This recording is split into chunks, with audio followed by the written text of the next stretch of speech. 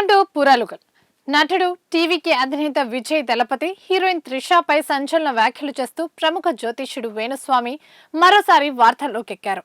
Vijay CM అవుతారా అనే ఉత్కంఠ నెలకొన్న తరుణంలో వేణుస్వామి చేసిన సంచలన కామెంట్స్ ఇప్పుడు ఫుల్ ట్రెండ్ అవుతున్నాయి. త్రిష లేకుండా ఉంటే విజయ్ జాతకం మరోలా ఉండేదని, విజయ్ సీఎం అయినా నెల 6 నెలలు ఏడాది తర్వాతైనా మళ్లీ ఎన్నికలు వచ్చే అవకాశాలు 100% ఉన్నాయని, గురువు మార్పు వల్ల తమిళనాడులో పెను సంచలనాలు నమోదయ్యే సూచనలు కూడా ఉన్నాయని, బెంగాల్లోనూ రాష్ట్రపతి పాలన రావచ్చని వేణుస్వామి వీడియో షేర్ చేశారు. ఓం నమో వెంకటేశాయ. 2026 అంటే ఈ సంవత్సరము మే 25వ తేదీ నుండి తమిళ సాంప్రదాయం ప్రకారము జూన్ 2వ తేదీ అంటే వచ్చిన 2వ తేదీ మన సాంప్రదాయం ప్రకారము గురు మార్పు, గురు పైచి అనేది కనిపిస్తూ ఉంది. మనకు మిథున రాశి నుండి కర్కాటక రాశిలోకి ప్రవేశము మరియు సెప్టెంబర్లో కర్కాటక రాశి నుండి సింహరాశి ప్రవేశం అనేటువంటిది కనిపిస్తూ ఉంది.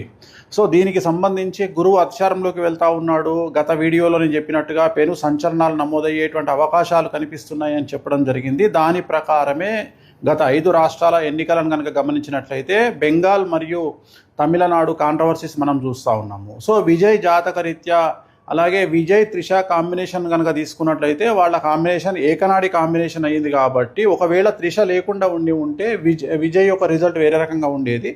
బట్ విజయ్ జాతకరీత్యా కనుక గమనించినట్లయితే తమిళనాడు రాష్ట్ర జాతకరీత్యా గమనించినట్లయితే ఒకవేళ విజయ్ సీఎం అయినప్పటికీ కూడా ఖచ్చితంగా తమిళనాడులో మళ్ళీ ఎలక్షన్లు వచ్చేటువంటి అవకాశాలు 100కి 1000% కనిపిస్తూ ఉన్నాయి. అంటే రాజకీయ ప్రభుత్వ అస్థిరత అనేటువంటిది తమిళనాడు రాష్ట్రంలో ఖచ్చితంగా కనిపిస్తూ ఉంది గురువు మార్పు వల్ల. ఎందుకంటే గురువు మారినటువంటి రాశిని బట్టి తీసుకుంటే, రాష్ట్రం యొక్క రాశిని బట్టి తీసుకుంటే పెను సంచలనాలు ఆ గురువుకు సంబంధించినటువంటి రాష్ట్రాలలో ఏర్పడేటువంటి అవకాశాలు కనిపిస్తూ ఉన్నాయి. దాని కారణం చేత తమిళనాడు రాష్ట్రంలో ఖచ్చితంగా మళ్ళీ తిరిగి ఎలక్షన్లు వచ్చేటువంటి అవకాశం కనిపిస్తూ ఉంది. అది ఇంకొక సంవత్సరం తర్వాత అవ్వచ్చు, లేదా 6 నెలల్లో అవ్వచ్చు, లేదా నెల తర్వాత అవ్వచ్చు. కానీ ఖచ్చితంగా మళ్ళీ ఎన్నికలు తమిళనాడు రాష్ట్రంలో జరిగేటువంటి అవకాశాలు 100కి 1000% కనిపిస్తూ ఉన్నాయి.